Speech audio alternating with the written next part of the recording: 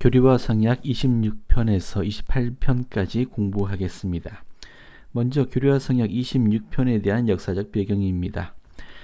몰몬경을 출판하고 교회를 주직한 선지자 조셉 스미스는 곧 이어서 펜실베니아주 하모니에 있는 그의 집을 떠나 뉴욕주에 있는 세 개의 지부, 즉 맨체스터, 페이어트, 콜스빌의 성도들을 종종 방문했습니다. 뉴욕주 콜스빌이 새로 침례받은 일부 회원들은 폭도들의 핍박과 선지자의 체포로 확인을 받지 못하고 있었습니다. 선지자는 풍기문란한 사람이며 몰몬경을 전파하여 지역을 소란스럽게 했다는 거짓 혐의를 받았습니다. 1830년 7월에 주님은 선지자 조셉 스미스, 올리버 카우드리와 존 휘트모에게 콜스빌로 돌아가서 그곳에 있는 침례받은 사람들을 확인하라고 명하셨습니다. 뉴엘 라이트는 이렇게 기록했습니다. 이 계시는 콜스빌에 있는 소수의 형제 자매들에게는 큰 위안이 되었습니다. 그들은 지상에서 하나님의 사업을 파괴하려고 끊임없이 노리는 사악한 자들로 인해 때때로 하나님의 종들의 보살핌을 받지 못했다. 자, 26편을 읽어보겠습니다. 제26편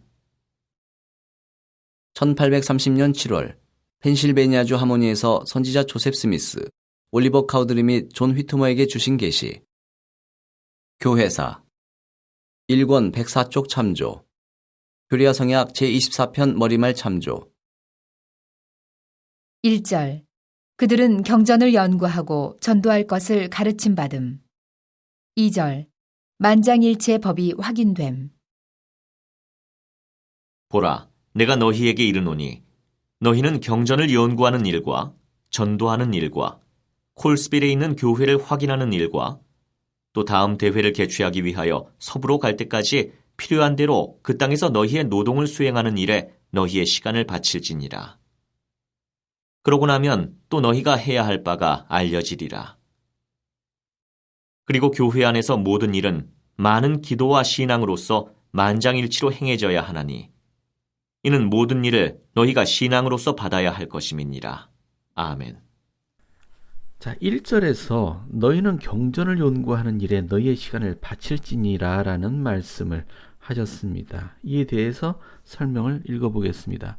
몰몬경을 번역하는 동안 선지자 조셉 스미스는 많은 명백하고 귀한 것들이 성경에서 잃어버려졌고 그 진리들이 언젠가는 회복될 것임을 알게 되었습니다. 몰몬경이 가르치는 진리들에 더하여 조셉 스미스의 영감에 따라 번역한 성경 번역문과 다른 계시들은 잃어버린 진리들을 회복하는 데 도움을 주었습니다. 1829년 10월에 조셉 스미스와 올리버 카우드리는 성경을 한 권 구입하여 이를 영감에 따른 성경 번역을 하는 동안 사용했습니다.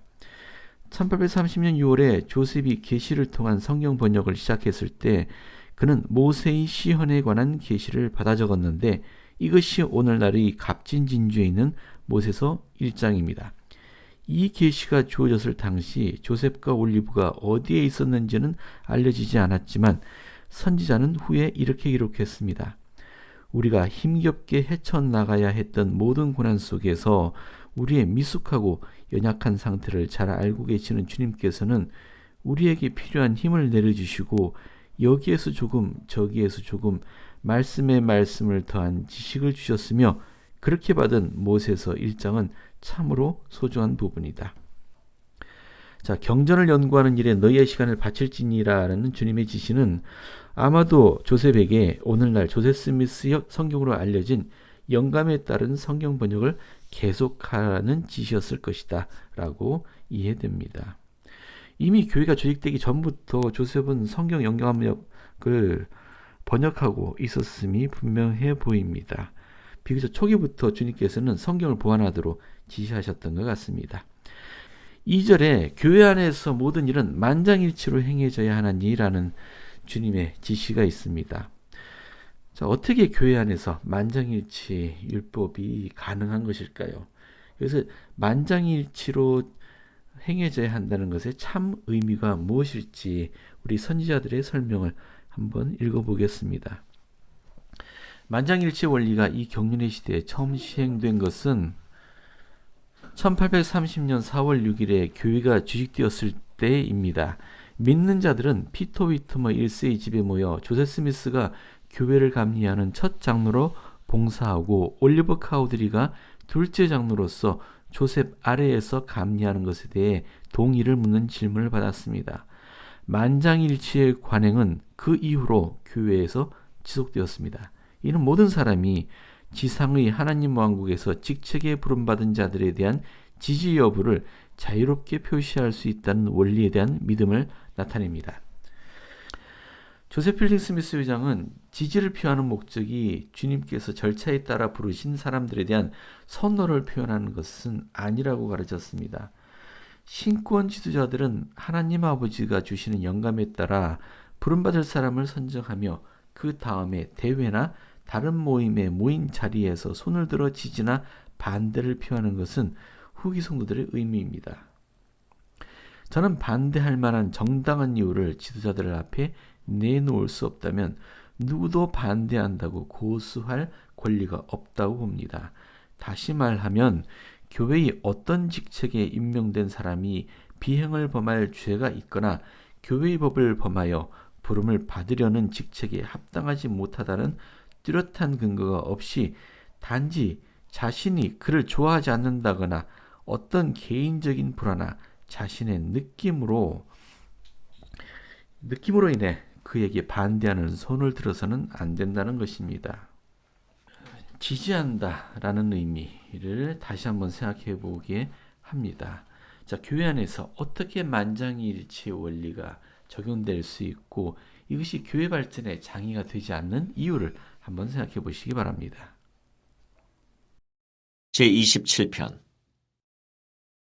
1830년 8월 펜실베니아주 하모니에서 선지자 조셉 스미스에게 주신 계시. 떡과 포도주의 성찬이 베풀어질 한 종교적인 모임을 준비하려고 조셉은 포도주를 구하러 출발했다. 그는 하늘의 사자를 만나 이 계시를 받았는데 이 계시의 일부분은 그때 기록되었으며 나머지 것은 다음 달인 9월에 기록되었다. 지금 교회의 성찬 예배에서는 포도주 대신 물이 사용되고 있다.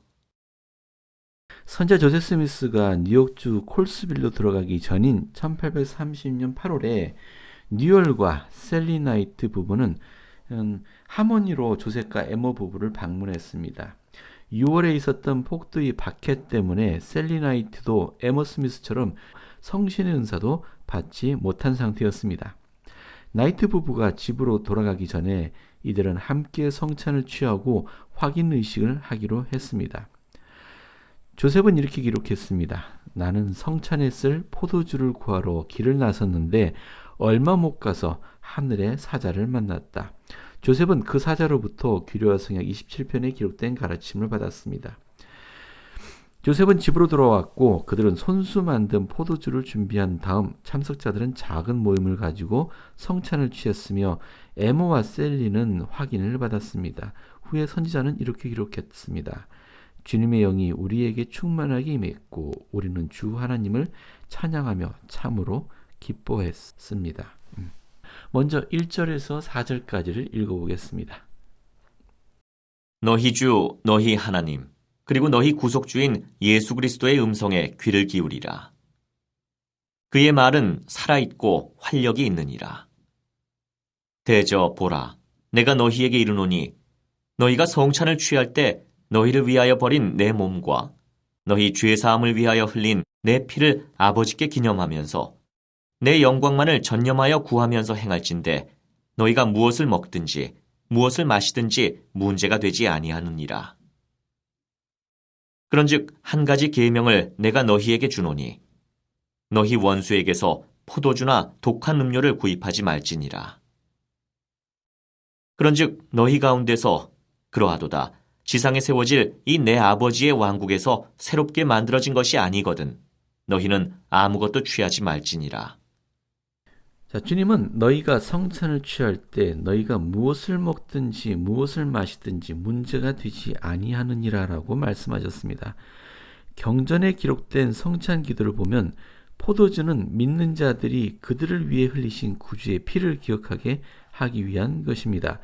1830년 4월 6일에 교회가 조직되었을 당시 성찬식에서는 포도주가 사용되었습니다.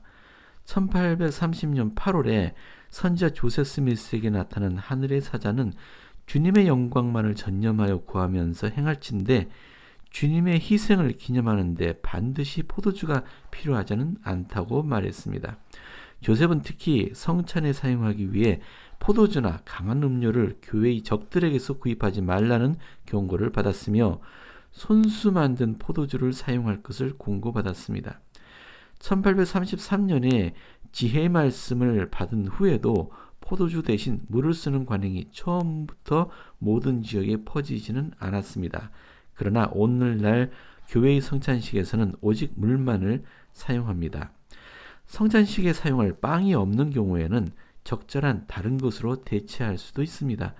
예를 들어 제2차 세계대전 동안 유럽의 후기 성도들은 때로 감자나 감자 껍질을 성찬식에 사용했었습니다. 다음 2절에 있는 나의 영광만을 전념하여 구하면서 성찬을 취하라라는 말씀에 대한 설명입니다.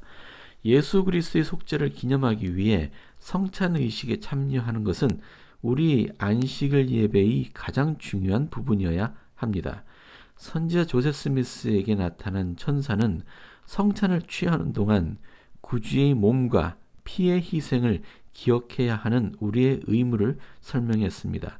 구체적으로 우리는 주님의 영광만을 전념하여 구하면서 성찬을 취해야 합니다. 전념하여 구함은 구주와 그분의 구속하는 사업에 영적으로 집중하는 것을 뜻합니다. 12사도종훈의 델리네이치 옥스 장로는 우리가 성찬식의 참된 목적에서 얼마나 쉽게 주의가 분산될 수 있는지 이렇게 말씀하셨습니다. 성찬의 의식을 통해 성찬식은 교회에서 가장 성스럽고 중요한 모임이 됩니다. 이 모임은 모든 가족이 함께 참석할 수 있는 유일한 안식일 모임입니다. 성찬식 동안 특히 성찬이 축복되고 전달되는 동안 우리는 예배에 집중해야 하고 그 외의 다른 모든 행동, 특히 다른 사람의 예배에 방해가 될 수 있는 행동을 삼가야 합니다. 성찬 모임은 책이나 잡지를 읽는 시간이 아닙니다. 청소년 여러분, 성찬식은 속삭이는 목소리로 휴대폰 통화를 하거나 문자 메시지를 보내는 시간이 아닙니다. 성찬을 취할 때 우리는 항상 구주를 기억하겠다는 성스러운 성약을 맺습니다. 성찬을 맺는 바로 그 모임에서 명백히 그 성약을 어기는 사람들을 보는 것은 얼마나 슬픈 일입니까? 자, 우리 각자는 자신이 이 성찬식에서의 성약을 얼마나 충실히 지키고 있는지 한번 평가해 보시면 좋겠습니다. 보라, 이것이 내 안에 있는 지혜니 그런즉 기이히 여기지 말라. 이는 내가 지상에서 너희와 더불어 또 모로나이와 더불어 포도나무 열매를 마실 시간이 이름이니라. 그는 내가 너희에게 보내어 나의 영원한 복음의 충만함이 실려있는 몰몬경을 드러내게 한 자요. 내가 에브라임의 막대기에 기록의 열쇠를 맡긴 자니라. 또한 일라이어스와 더불어 마시리니 그는 내가 마지막 날에 관하여 세상이 시작된 이래로 모든 거룩한 선지자의 입으로 말한 만유의 회복이 있게 하는 열쇠를 맡긴 자니라. 또한 사가랴의 아들 요한으로 더불어 마시리니 이 사가랴는 그 일라이어스가 방문하여 그가 아들을 얻을 것이니 그 이름을 요한이라 할 것과 그가 일라이어스의 영으로 충만하게 되리라는 약속을 준 자니라. 이 요한을 내가 너희 나의 종 조셉 스미스 2세와 올리버 카우드리에게 보내어 너희가 받은 첫 신권에 너희를 성임하게 하였나니 이는 너희로 아론과 같이 부르심을 받고 성임받게 하려 함이었느니라.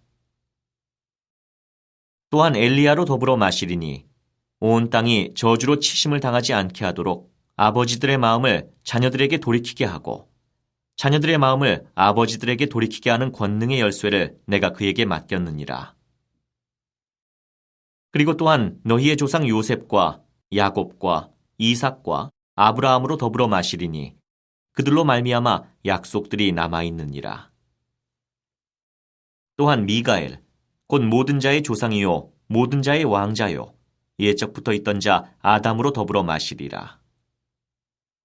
또한 베드로와 야고보와 요한으로 더불어 마시리니 내가 그들을 너희에게 보내어 그들로 말미암아 내가 너희를 성임하고 너희를 확인하여 사도와 나의 이름에 특별한 증인이 되게 하고 너희 성역과 내가 그들에게 계시한 것과 같은 것의 열쇠를 지니게 하였느니라.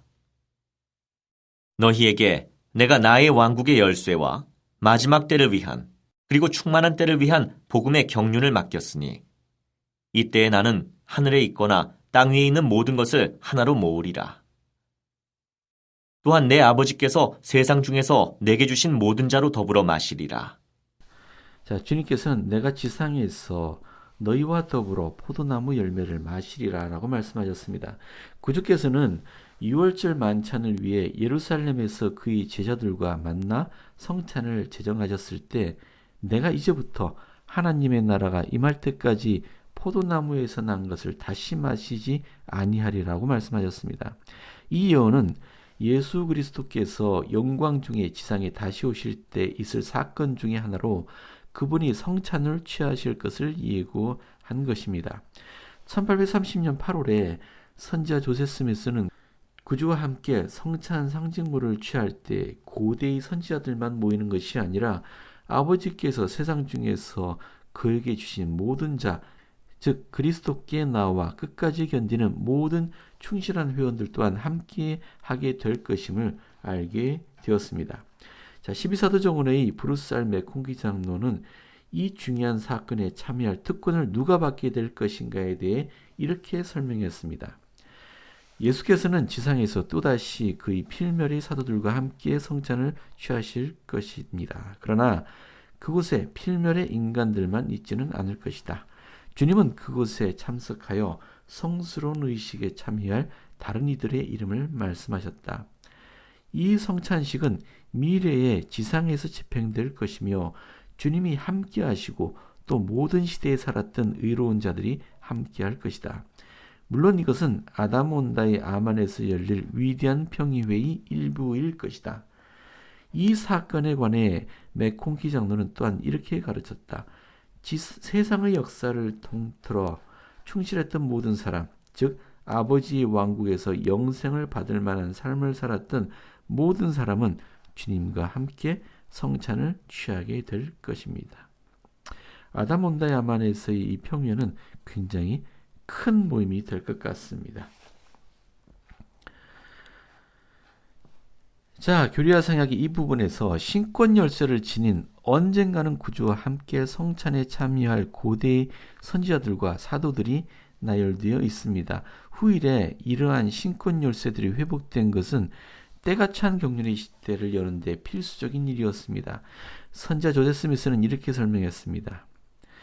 하나님께서는 모든 경륜의 시대가 완성되고 하나로 모이기 전까지는 영원한 충만함이 없도록 정하셨습니다. 어느 경륜의 시대에서든지 전능하신 하나님의 지시와 계명하에 신권에 의해 요구된 모든 의식과 의무는 마지막 경륜의 시대에 존재하게 될 것이며 따라서 이전 시대에 신권의 권세 하에 존재했던 모든 것은 다시 존재하게 되어 모든 거룩한 선지자들의 입을 통해 이야기된 회복이 이루어지게 될 것입니다. 그런즉 너희 마음을 들고 기뻐하라. 또 너희 허리를 동이고 나의 전신갑주를 입으라. 그리하여 너희가 악한 날을 견딜 수 있게 하고 모든 일을 행하고 너희가 능히 설 수 있게 하라. 그러므로 서서 진리로 너희 허리를 동이고 의의 가슴판을 붙이고 내가 나의 천사들을 보내어 너희에게 맡긴 평화의 복음의 준비로 너희 발에 신을 신으라. 악한 자의 모든 불화살을 능히 끌 수 있는 신앙의 방패를 가지고 구원의 투구와 내가 너희에게 부어줄 내 영의 검과 내가 너희에게 계시하는 말씀을 가지고 무엇이든지 너희가 내게 구하는 모든 일에 대해 뜻이 하나가 되어 내가 올 때까지 충실하라. 그리하면 너희는 붙들려 올려져 내가 있는 곳에 너희도 또한 있게 되리라. 아멘. 사도 바울은 에베소의 성도들에게 마귀의 간계를 능히 대적하기 위하여 하나님의 전신갑주를 입으라고 경고했습니다. 또한 같은 권고가 후기 성도들에게도 주어졌습니다. 해럴드 비리 회장님은 하나님의 전신갑주의 상징적인 의미가 무엇인지, 또 우리가 하나님의 전신갑주를 입으면 무엇을 보호하게 되는지를 이렇게 설명하였습니다. 우리 몸에는 사도 바울이 어둠의 세력에 가장 취약하다고 본 네 부분이 있습니다. 정결과 순결을 나타내는 허리, 우리의 행동을 나타내는 심장, 인생의 목표 또는 목적을 나타내는 발, 그리고 마지막으로 우리의 생각을 나타내는 머리입니다. 주님은 그런즉 너희 마음을 들고 기뻐하라, 또 너희 허리를 동이고 나의 전신갑주를 입으라 하고 선언하시고, 이어서 그가 지상에 다시 오실 때 있을 위대한 성찬식에 과거 경륜의 시대의 종들뿐 아니라 내 아버지께서 세상 중에서 내게 주신 모든 자들이 함께 할 것이라는 약속을 주셨습니다. 이것은 하나님의 전신갑주를 입는 곳과 구주께서 영광 중에 지상에 다시 오시기 전에 그와 함께 모이는 자로 헤아림을 받도록 준비하여 합당하게 되는 것 사이에 밀접한 연관이 있음을 보여줍니다. 자, 여러분 다시 한번 아담 온다 야만 골짜기에서 이루어질 대평의회에서의 성찬식과 이 하나님의 전신갑주를 입는 것이 어떤 관계가 있을지를 생각해 보시기 바랍니다. 제28편 1830년 9월 뉴욕주 페이에트에서 선지자 조셉 스미스를 통하여 올리버 카우들에게 주신 계시. 교회사 1권 109쪽에서 111쪽 참조. 교회 회원인 하이럼 페이지는 어떤 돌 하나를 가지고 있어서 그 도움으로 시온의 건설과 교회의 질서에 관하여 계시를 받고 있다고 공언하였다. 몇몇 회원은 이 주장에 미혹되었고 올리버 카우드리조차도 이에 그릇된 영향을 받았다. 지정된 대회 직전에 선지자는 이 문제에 관하여 주께 간절히 물었고 이 계시가 뒤따랐다. 교리와 성약 28편의 역사적 배경입니다. 교회가 조직된 날 주님은 그의 교회의 회원들에게 선지자의 모든 말과 계명에 주의를 기울일지니 그의 말을 마치 내 자신의 입에서 나온 것 같이 받아들일지니라고 명하셨습니다. 그러나 교회 회원들이 이 교리의 의미를 온전히 이해하기까지는 시간이 걸렸습니다. 1830년 여름에 올리버 카우드리는 선지자 조셉 스미스에게 편지를 써서 현재 교리와 성약 20편 37절에 기록된 문장의 계명 중 하나에 오류가 있는 것 같다고 말하고 선지자에게 그 부분의 표현을 고치라고 지시했습니다. 조셉은 이렇게 설명했습니다.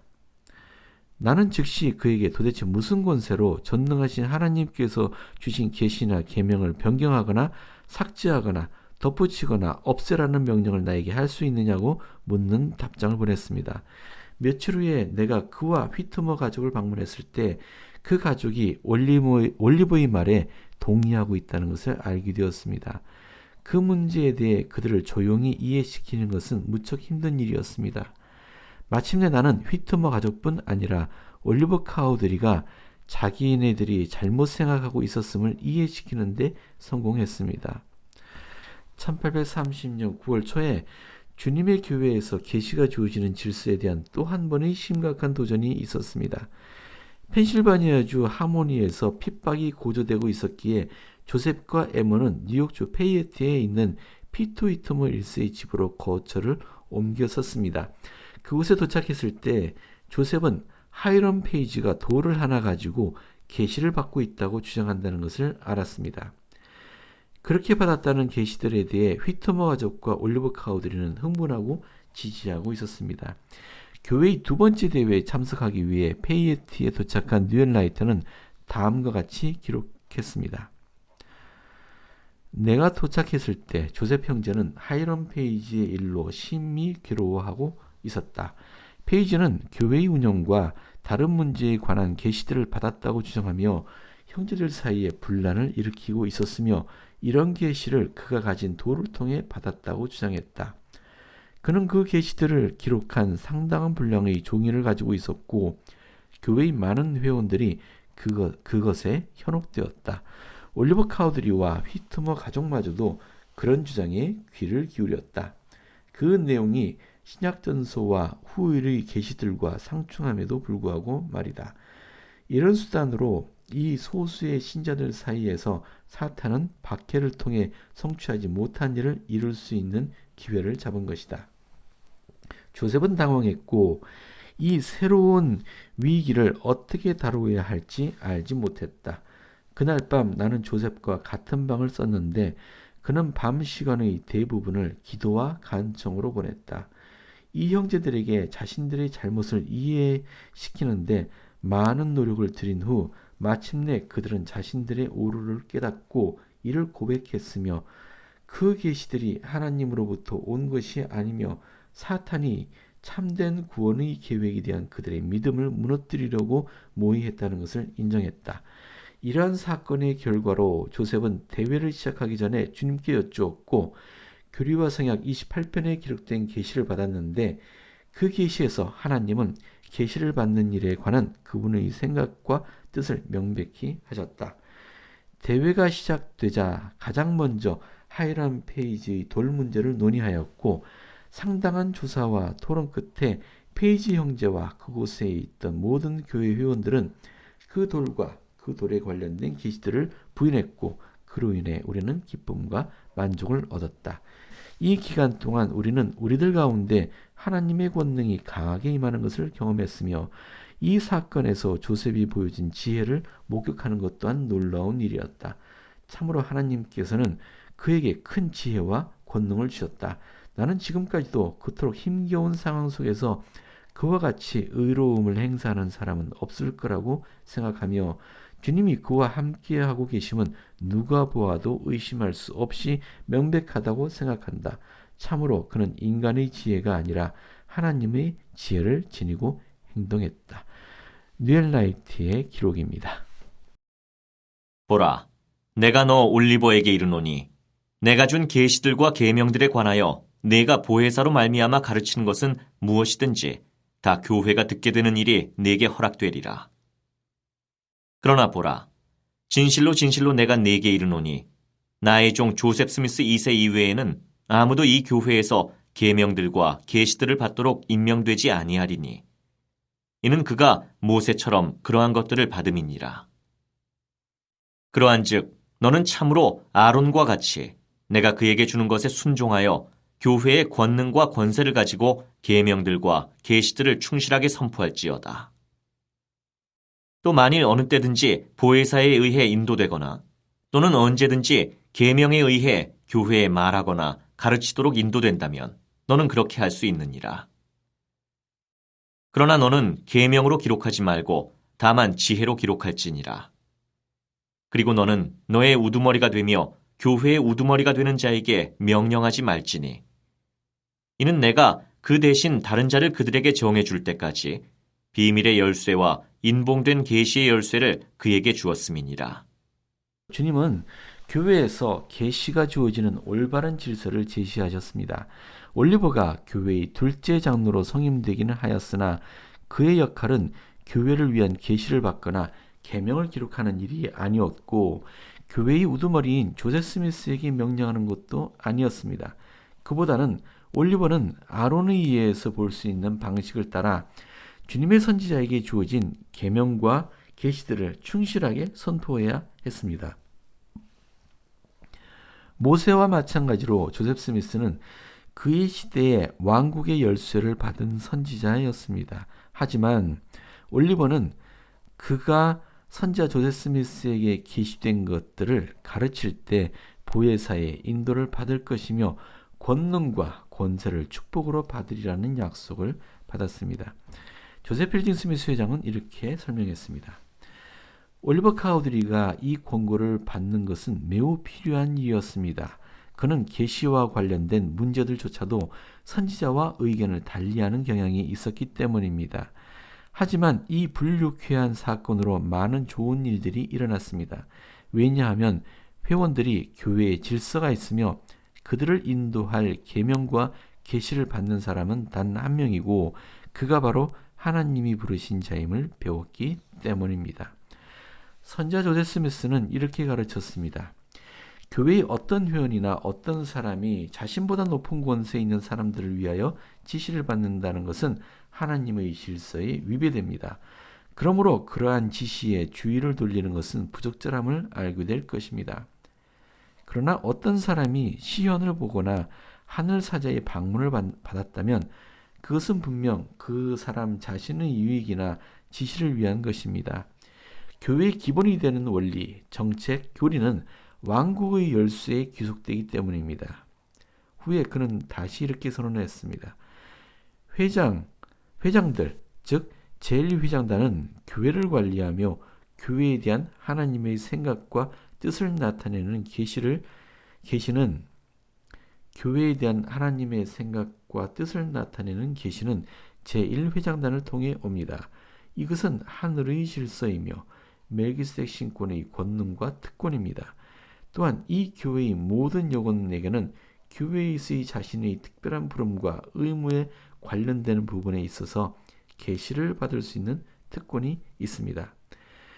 데렌 H. 옥스 장로는 이 계시의 질서가 교회 안에서 어떻게 지속되고 있는지를 설명했습니다. 읽겠습니다.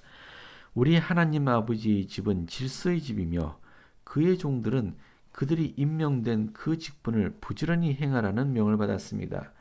이 원리는 계시에 적용됩니다. 오직 교회의 회장만이 교회 전체를 인도하는 계시를 받을 수 있습니다. 오직 스테이크 회장만이 스테이크를 특별히 인도하기 위한 계시를 받을 수 있습니다. 와드를 위해 계시를 받는 사람은 감독입니다. 가족의 경우라면 가정의 신권 지도자입니다. 지도자들은 그들이 맡은 직분을 위한 계시를 받습니다. 개인은 각자의 삶을 인도하는 계시를 받습니다. 그러나 한 사람이 그가 돌볼 범주 밖의 다른 사람을 위한 계시를 받았다고 주장한다면, 예를 들어 교회 전체를 인도할 계시를 받았다고 주장하는 교회 회원이 있다거나 교회의 질서에 따라 자신이 감리할 권한이 없는 사람에 관해 계시를 받았다고 주장하는 사람이 있다면 그 계시는 주님으로부터 온 것이 아닙니다. 그리고 이제 보라. 내가 네게 이르노니 너는 레이맨인에게로 가서 그들에게 나의 복음을 전파할지니 그들이 너의 가르침을 받아들이는 만큼 너는 그들 가운데 나의 교회가 세워지게 할지니라. 또 너는 여러 계시를 받게 될 것이나 이를 계명으로 기록하지 말지니라. 그리고 이제 보라. 내가 네게 이르노니 시온성이 어디에 세워질지는 계시되지 아니하였고 아는 사람은 아무도 없으나 이후에 주어지리라.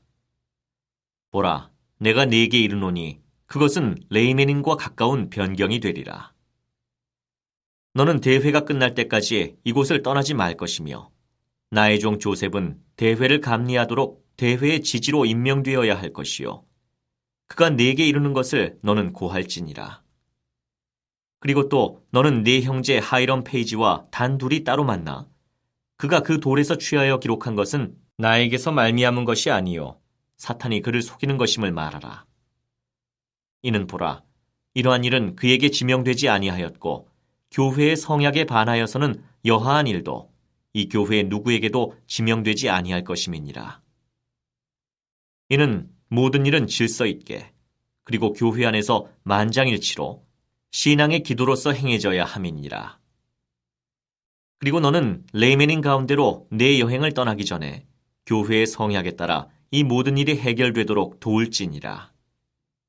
그리하면 내가 갈 때부터 돌아올 때까지 내가 행해야 할 바가 내게 주어지리라. 또 너는 어느 때든지 내 입을 열어 기쁨의 찬소리로 내 복음을 선포해야 하느니라. 아멘. 자, 올리버 카우드리가 레이메닌들에게로 가서 선교사업을 하도록 부름을 받았습니다. 주님이 교리와 성약 28편 9절에서 레이메닌이라는 말을 사용하신 것은 리아이의 후손 일부가 당시 미국의 서쪽 경계의 지역으로 간주되던 지역에 살았던 아메리칸 원주민들, 즉 아메리칸 인디언 중에 있었음을 보여줍니다. 1830년 5월에 미국 의회는 인디언 이주 법안을 통과시켰는데 이로써 모든 아메리칸 인디언은 미주리주 서쪽 변방의 연방 인디언 준주로 이주해야 했습니다. 따라서 올리버 카우드리와 그의 동반자들은 아메리카 인디언에게 복음을 가르치기 위해 미주리주 서쪽의 레이메닌과 가까운 변경으로 갔습니다. 자, 몰몬경은 아메리카 인디언이 전적으로 리아의 가족의 후손이라고 주장하지는 않습니다. 제1회장단의 앤토니 W. 이빈스 회장은 이렇게 말했었습니다. 우리는 우리가 도출하려는 결론에 신중해야 합니다. 몰몬경은 구대륙에서 이 신대륙으로 건너왔던 새 민족들에 대한 역사를 가르칩니다. 그들이 건너오기 전에 그곳에 아무도 없었다는 말은 없습니다. 그 이후에는 사람들이 오지 않았다는 말도 없습니다. 그러므로 설령 종족의 기원에 차이가 있음을 시사하는 발견이 있다 해도 우리는 다른 민족이 이 대륙에 왔다는 사실을 믿음으로 이를 쉽사리 또는 합리적으로 설명할 수 있습니다. 자, 시온성이 세워질 것이 레이메닌과 가까운 변경이 되리라는 말씀입니다. 자, 몰몬경이 출판된 이후 성도들은 후일의 시온, 즉 새 예루살렘이 미대륙에 씌워질 것이라는 예언을 익히 알게 되었습니다. 성도들이 그 위치를 물은 것은 당연한 일이었습니다. 1830년 여름에 하이람 페이지는 계시를 받게 해준다고 믿는 도를 통해 시온성의 위치를 알아내려고 했습니다. 그러나 그는 결국 자신이 사탄에게 속임을 당했음을 깨닫고 자신이 주장했던 계시들을 부인했습니다. 주님은 레이메닌들에게 복음을 전파하도록 올리브 카우드리를 부르시고 시온성의 위치가 레이메닌들과 가까운 변경이 되리라고 말씀하셨습니다. 여러 달 후에 시온의 위치는 미주리주가 될 것임이 알려졌습니다. 자, 11절에 그 돌에서 취하여 기록한 것은 나에게서 말미암은 것이 아니요 라고 말씀하셨습니다. 1800년대 초에 뉴욕주 북서 지역에서는 개인이 돌이나 점을 치는 막대기와 같은 도구를 통해 초자연적인 지식을 받을 수 있다고 믿는 사람들이 많았습니다. 하이런 페이지는 자신이 갖고 있는 돌 위에 단어들이 나타난다고 주장했습니다. 그는 자신이 그 단어들을 읽고 종이에 베끼면 돌 위에서 그 단어들이 사라지고 다른 단어들이 나타난다고 말했습니다. 주님은 하이런 페이지의 거짓 계시를 크게 책망하셨습니다. 우림과 둠밈을 사용하는 것 외에도 조셉이 몰몬경의 일부를 번역하는데 선견자의 돌을 사용했을 수 있습니다. 선자 조셉이 어떻게 우림과 둠밈을 사용하여 몰몬경을 번역했는지에 대해서 그리고 그 밖의 자세한 번역 과정에 대해서는 여러 가설이 존재합니다. 그러나 12사도 정원의 닐 A. 맥스웰 장로는 다음과 같이 말했습니다. 단순하게 말해서 우리는 그 세세한 내용은 알지 못합니다. 조셉 스미스와 하이런 페이지 사이의 아주 중요한 차이점은 조셉 스미스는 번역을 하고 교회를 위한 계시를 받도록 하나님에게 부름을 받았다는 것이다. 이와는 반대로 주님은 사탄이 하이런 페이지와 그가 받아 적은 말을 믿는 사람들을 속였다는 것을 분명하게 말씀하셨다. 제임스 E. 파우스트 회장은 우리 삶에 사탄의 영향력을 불러올 수 있는 활동들을 피하라고 경고했습니다.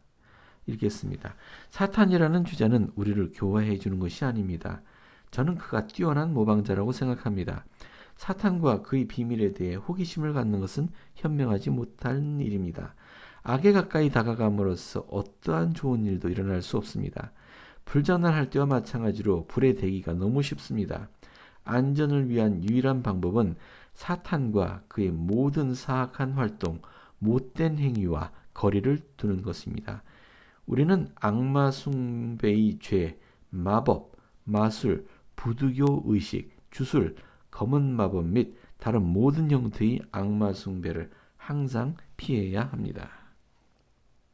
자, 교회 계시에 대한 이 원리들은 우리 성도들이 쉽게 속임을 받지 않고 혼란을 막아주는 중요한 원리가 될 것입니다.